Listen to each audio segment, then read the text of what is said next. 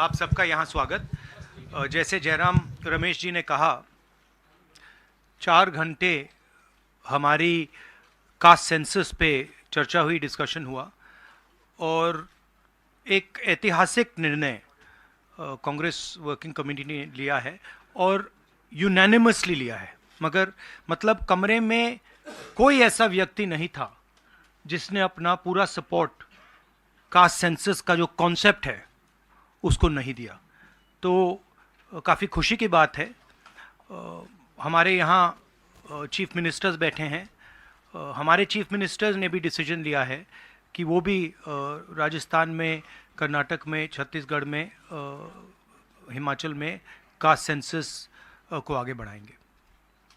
तो अंग्रेजी में बोल दूँ? इंग्लिश में।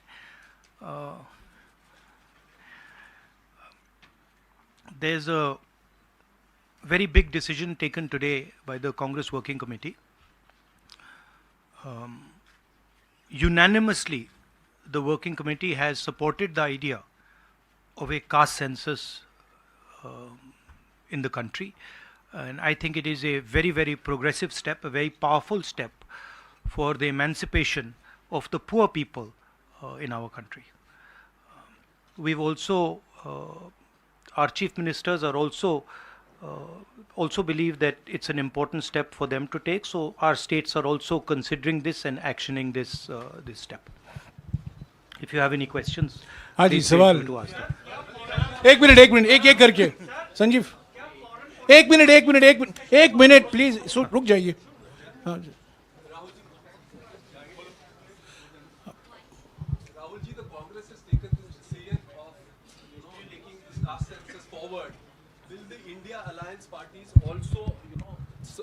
Support you in this, because the Congress is unanimous in this, whether all the other parties, because you are going to contest the elections together, all 26 parties are contesting the elections together, so will they also support, and will you seek their support? Well, the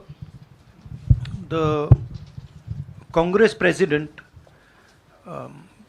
today chaired the meeting of the highest body of the Congress party, and the entire Congress party has decided that it is going to wholeheartedly not just support the idea of the caste census, but force the BJP to carry out the caste census or then get out of the way so we can carry out the caste census.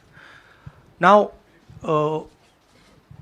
most of the parties in the India Alliance are unanimous that the caste census should be implemented. There might be a few who might have a slightly different position, and that's fine. We are quite flexible. We are not a fascist system. We are quite flexible. If somebody has a slightly different opinion, there's no problem. They can have that opinion. But I am confident that the vast majority of the Indian Alliance is going to support and push the idea of the caste census. हाँ जी madam. Hindi में बोल देता हूँ।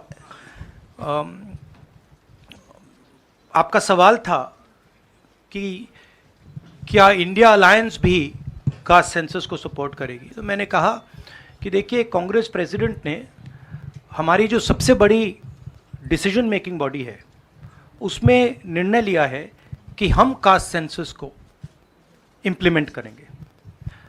सिर्फ ये नहीं, मगर ये भी डिसीजन लिया है कि हम बीजेपी पर दबाव डालेंगे और उनसे करवाएंगे। अगर उन्होंने नहीं किया तो फिर उन्हें परे हो जाना चाहिए, क्योंकि देश कास्ट सेंसस चाहता है। अब जहां तक इंडिया अलायंस की बात है, मैं जानता हूं कि काफ़ी पार्टी इंडिया अलायंस में इस निर्णय का समर्थन करेंगी। एक दो पार्टी हो सकती हैं जिनकी राय थोड़ी अलग हो। हमारे लिए कोई प्रॉब्लम नहीं है, क्योंकि हम कोई फैशिस्ट सिस्टम नहीं है। मगर ज़्यादा से ज़्यादा पार्टियां इस डिसीजन को पूरी तरीके से सपोर्ट करेंगी। हाँ जी मैडम। राहुल जी मैं पूनम, एक मिनट मैडम बोलिए। अच्छा, अगर आपका सवाल सुनिए, अगर आपका सवाल गहलोत जी से है या बघेल जी से या किसी हमारे चीफ मिनिस्टर से, उनका नाम पहले ले लीजिए प्लीज। राहुल जी मैं पूनम हूँ, अमर उजाला से इधर। मैं ये आपसे जानना चाहती हूँ कि राजस्थान ने कल रात को ही जातीय जनगणना को लेकर अपना जो रुख है वो साफ कर दिया है। आज से 5 राज्यों का चुनावी बिगुल बच गया है। तो क्या ये माना जाए कि ये 5 राज्य जो हैं वो कांग्रेस का लिटमस टेस्ट होंगे भारतीय जनता पार्टी के ऊपर दबाव बनाने के लिए कि वो जातीय जनगणना कराएं? देखिए, ये जो आपके शब्द हैं लिटमस टेस्ट, ये केमिस्ट्री में चलते हैं, ये राजनीति में नहीं चलते हैं। हमारी सिंपल सी बात है, हम सब ने निर्णय ले लिया है कि हिंदुस्तान के भविष्य के लिए कास्ट सेंसस जरूरी है। एक कास्ट सेंसस के बाद एक नया डेवलपमेंट का पैराडाइम खुलेगा और हमने निर्णय ले लिया कि हम ये काम करेंगे। तो ये मैं आपको आज बता रहा हूं कि कांग्रेस पार्टी इस काम को पूरा करके ही छोड़ेगी। और याद रखिए, जब हम वायदा करते हैं हम उस वायदे को तोड़ते नहीं हैं।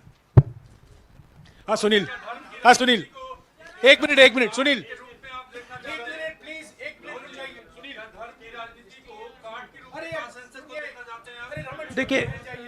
देखिए नहीं, मैं इसका जवाब देता हूं। देखिए, ये कास्ट और धर्म की बात नहीं है, ये गरीबी की बात है।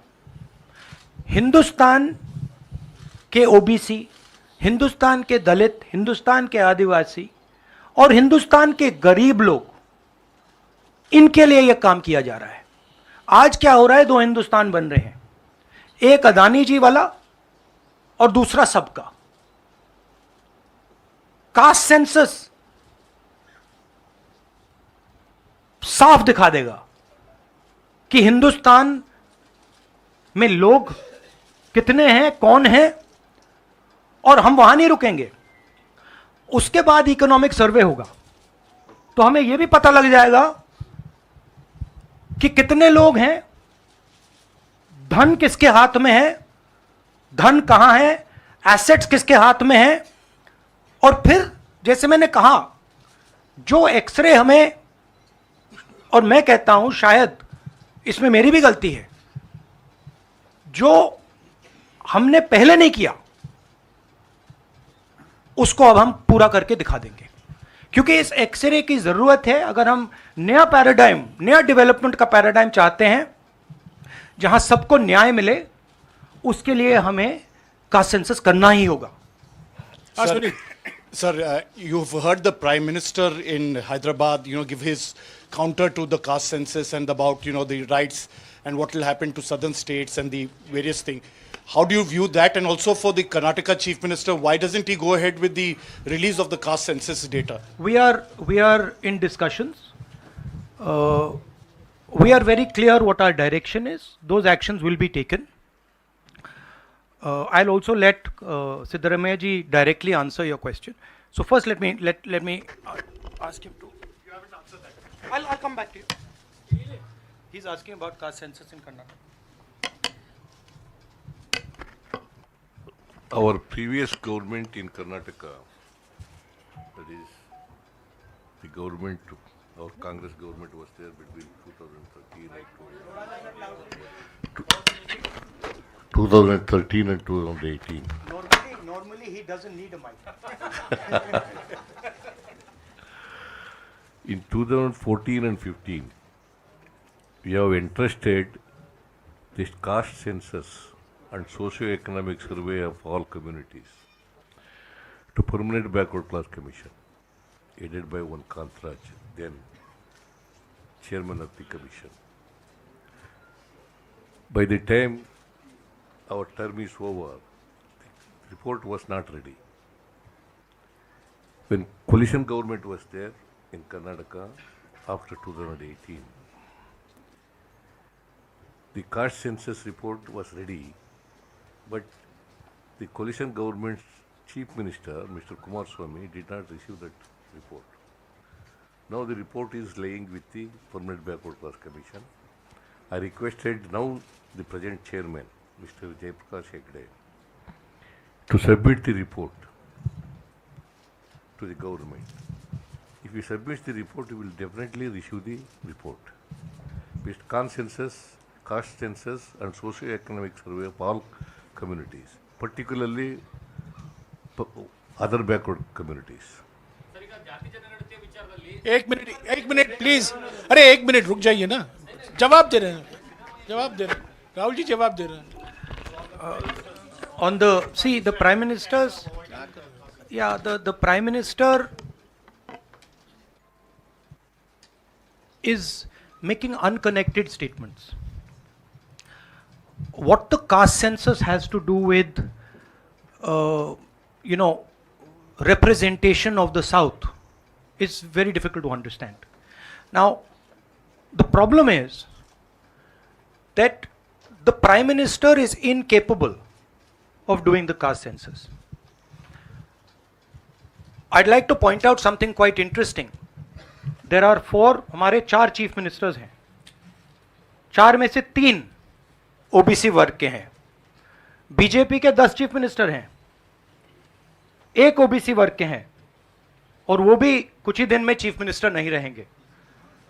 तो बात बहुत होती है ओबीसीज की, मगर नरेंद्र मोदी जी को यह बताना है कि ओबीसीज के लिए आपने किया क्या.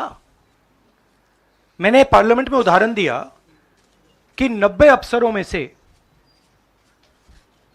3 अफसर ओबीसी वर्ग के हैं. नरेंद्र मोदी जी ने उसके बारे में कुछ नहीं बोला. उन्होंने यह भी नहीं बोला कि हां यह गलत है. उन्होंने बोला, एक शब्द नहीं बोला. मतलब उनके लिए यह एक्सेप्टेबल है कि हिंदुस्तान में जिनकी शायद 50% आबादी है अप्रोक्सीमेटली, उनका सरकार को चलाने में कोई भी हक ना हो. तो ये तो सच्चाई है, रियलिटी है. प्राइम मिनिस्टर सीधा कह दें कि हम कास्ट सेंसस का डेटा रिलीज कर देंगे. प्राइम मिनिस्टर सीधा कह दें कि अगला सेंसस कास्ट बेसिस पे होगा. वो कह ही नहीं सकते, क्योंकि प्राइम मिनिस्टर सचमुच में ओबीसी वर्ग के लिए काम नहीं करते हैं. प्राइम मिनिस्टर का काम ओबीसी वर्ग को डिस्ट्रैक्ट करने का, ओबीसी वर्ग के ध्यान को इधर उधर करने का है. जो सच्चाई है कि ओबीसी वर्ग, दलित वर्ग, आदिवासी वर्ग को कितनी भागीदारी मिल रही है, उससे डिस्ट्रैक्ट करने का पूरा सिस्टम बना रखा है आरएसएस ने और नरेंद्र मोदी जी ने. और नरेंद्र मोदी जी उनके मेन इंस्ट्रूमेंट है, मतलब सेंट्रल औजार हैं. उनका यही काम है कि भैया ओबीसी की भागीदारी ना हो, ध्यान इधर उधर जाता जाए. हाँ संजय. राहुल जी, प्राइम मिनिस्टर और बीजेपी का एलिगेशन है कि कांग्रेस कास्ट सेंसस को इसलिए ला के वो हिंदू कम्युनिटी के अंदर डिवीज़न पैदा करना चाह रही है.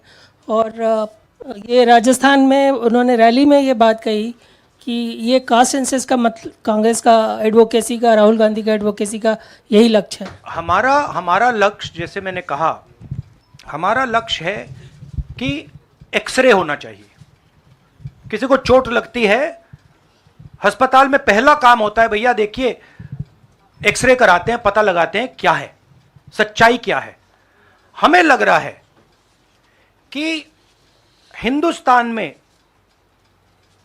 जो भागीदारी ओबीसी की होनी चाहिए, दलितों को होनी चाहिए, आदिवासियों की होनी चाहिए, हमें लगता है कि वो उनको नहीं मिल रही है. सस्पिशन है. अब हम सिर्फ ये कर रहे हैं कि हम एक्सरे कराना चाह रहे हैं, देखना चाह रहे हैं कि क्या ये सच्चाई है इसमें या नहीं. नरेंद्र मोदी एक्सरे कराने से क्यों डर रहे हैं? इसमें लोगों को बांटने की बात नहीं है. इसमें जो हक लोगों का है उनको देने की बात है. अब मुझे यह बात समझ नहीं आ रही कि हिंदुस्तान के जो प्रधानमंत्री हैं एक्सरे क्यों नहीं करा रहे हैं, एक्सरे करने से क्यों डर रहे हैं. और जहां भी जा रहे हैं आप नोटिस कीजिए, कहीं ना कहीं डिस्ट्रैक्ट करने की बात कर रहे हैं. कभी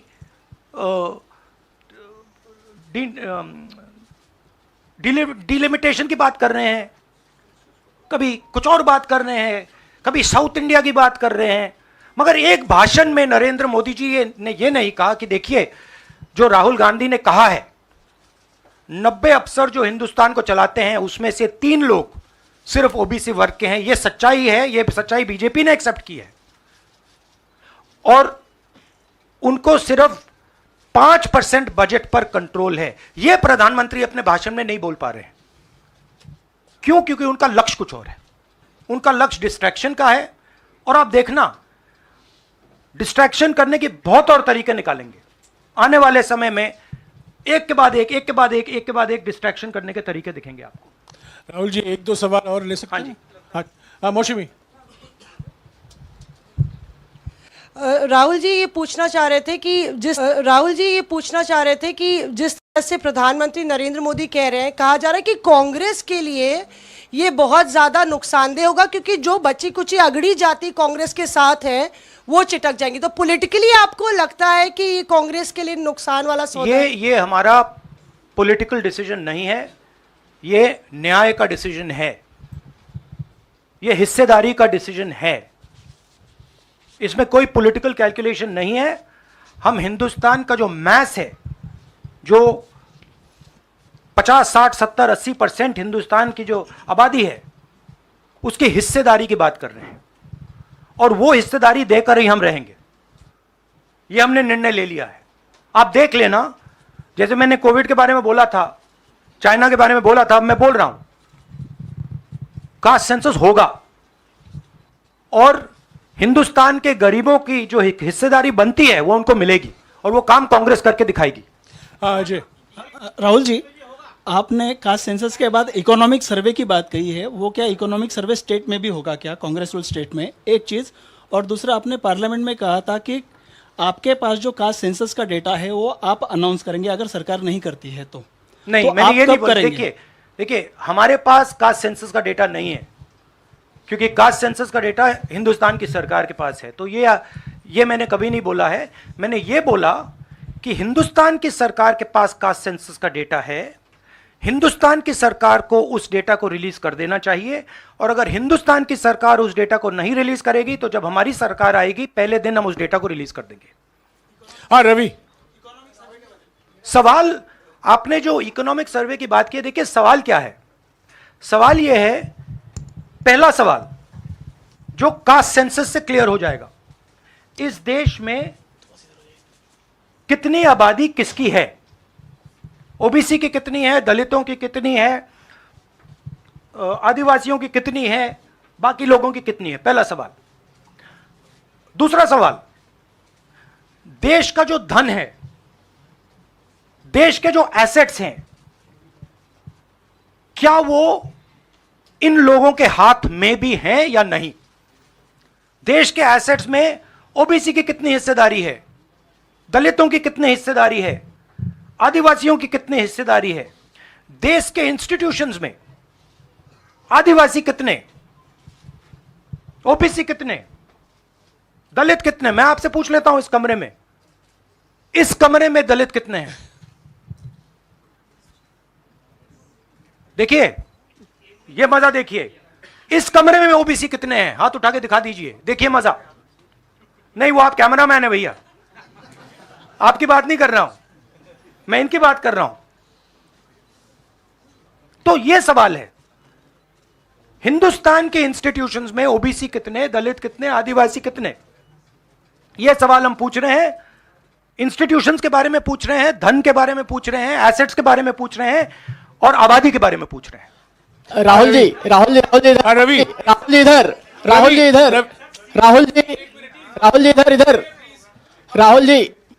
राहुल जी मेरा सवाल, आपने कहा कि प्रधानमंत्री बार बार डिस्ट्रैक्ट करने की कोशिश करेंगे, उसी से जुड़ा सवाल है, क्योंकि प्रधानमंत्री बार बार ये कह रहे हैं कि आप विदेशी ताकतों से मिले हुए हैं और आप देश को तोड़ना चाहते हैं, ये प्रधानमंत्री आरोप लगा रहे हैं, इस पे क्या कहेंगे आप? मतलब इसका क्या कनेक्शन है? हम कह रहे हैं कि जो इस देश के गरीब लोग हैं उनकी हिस्सेदारी कितनी है, वो हैं कितने, हम ये सवाल पूछ रहे हैं। कनेक्शन क्या है? ये वही बात है डिस्ट्रैक्ट करने का, कि भैया उधर देखो, इधर देखो, उधर देखो। जैसे मैंने अभी आपसे पूछा, इस कमरे में ओबीसी कितने हैं, सब लोग इधर उधर देख रहे थे, एक भी हाथ नहीं दिखा मुझे। एक है, हाँ भैया, मेन ये है, ये मेन है। यहां पे ना एक आदिवासी है, ना एक दलित है, ना एक ओबीसी है, तो सवाल उठता है। अब मैं ये नहीं कह रहा हूं सवाल पूछना जरूरी है। मैं सिर्फ सवाल पूछ रहा हूं, उसके बाद डेटा के बाद क्या किया जाएगा उसके बारे में हमने अभी डिस्कशन नहीं किया, मगर हम एक ऐतिहासिक सवाल पूछ रहे हैं। हिस्सेदारी में ओबीसी वर्ग को कितना मिल रहा है, दलित वर्ग को कितना मिल रहा है, आदिवासी वर्ग को कितना मिल रहा है, बाकी लोगों को कितना मिल रहा है? यह हिस्टोरिकल सवाल है और इससे हिंदुस्तान की जो आगे आने वाले का जो इकोनॉमिक मॉडल होगा, पॉलिटिकल मॉडल होगा, इसी बेसिस पे बनेगा। मैंने आपसे कहा कि बीजेपी के 10 स्टेट्स हैं, एक उनका ओबीसी चीफ मिनिस्टर है, तो मध्य प्रदेश में उनकी सरकार जा रही है, राजस्थान में आ रही है, छत्तीसगढ़ में आ रही है, मध्य प्रदेश में जा रही है, तेलंगाना में उनकी जा रही है, हमारी आ रही है। नहीं, सीरियसली कहूं तो माहौल बहुत पॉजिटिव है और मैं चारों जो हमारे स्टेट्स हैं उनके बारे में कह सकता हूं। जो गहलोत जी ने हेल्थ केयर का स्ट्रक्चर जो बनाया है, शायद वो दुनिया में एक ऐतिहासिक हेल्थ केयर का सिस्टम राजस्थान की सरकार ने बनाया है। और जो काम राजस्थान की सरकार ने गरीबों के लिए किया है, ऐतिहासिक काम किया है। कर्नाटक में हमारी जो 5 गारंटीज हैं, जो सोशल प्रोटेक्शन की जो स्कीम्स हैं, वो अनमैच्ड है। आप किसी भी स्टेट में चले जाइए, आप पूछ लीजिए, आपको ऐसा सोशल प्रोटेक्शन का स्ट्रक्चर नहीं मिलेगा। छत्तीसगढ़ में जो किसानों के साथ हमारे चीफ मिनिस्टर ने किया, जो उनको धान के लिए दाम मिलता है, सबसे ज़्यादा मिलता है हिंदुस्तान में। जो कनेक्टिविटी उन्होंने बनाई है, जो हमारे छोटे छोटे डिस्ट्रिक्ट्स में मैन्युफैक्चरिंग यूनिट्स लगवाए हैं, जो ऐतिहासिक काम किया है। और अगर सुक्खू जी के बारे में समझना चाहते हैं तो जब हिमाचल को चोट लगी तो उनका रिस्पॉन्स जो था, जमीनी रिस्पॉन्स, लोगों के बीच में जाकर रिस्पॉन्स, वैसा रिस्पॉन्स शायद मैंने तो पहले नहीं देखा है। तो हमारी जो 4 सरकारें हैं अच्छा काम कर रही हैं। मुझे लगता है हम इन चुनाव में बहुत अच्छा करेंगे। मिजोरम में मैं अभी जा रहा हूँ, काफ़ी पॉजिटिव माहौल है और जनरली लोगों में गुस्सा है। 1-2 कारण हैं, बेरोजगारी, महंगाई और जो इनइक्वालिटी बढ़ती जा रही है कि अदानी जी जैसे लोग अमीर होते जा रहे हैं, देश के पूरे एसेट्स उनके हाथ पड़ रहे हैं, और किसान हैं, मजदूर हैं, वो गरीब होते जा रहे हैं। ये सबको दिख रहा है। तो इसीलिए हम प्रिपरेशन कर रहे हैं। कास्ट सेंसस हमारा फाउंडेशन है, मगर जो राजस्थान में इन्होंने हेल्थ केयर के लिए किया, वो हम नेशनल लेवल पे करने की सोच रहे हैं। जो किसानों के लिए ये कर रहे हैं, जो इनका सोशल सिक्योरिटी का स्ट्रक्चर है, वो हम इसको नेशनल लेवल पे इंप्लीमेंट करने की प्लानिंग कर रहे हैं। हमारी सोच है कि जो नरेंद्र मोदी जी और बीजेपी ने नफरत, हिंसा और डर का विजन दिया है, हम देश को मोहब्बत, रिस्पेक्ट और भागीदारी का विजन दें। और मुझे लग रहा है कि देश का जो मूड है वो बिल्कुल बदल चुका है।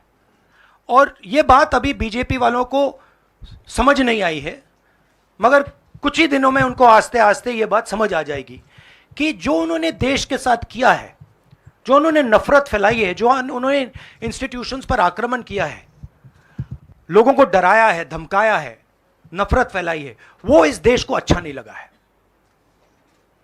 तो ये मुझे लग रहा है। आप सबका बहुत बहुत धन्यवाद। नमस्कार।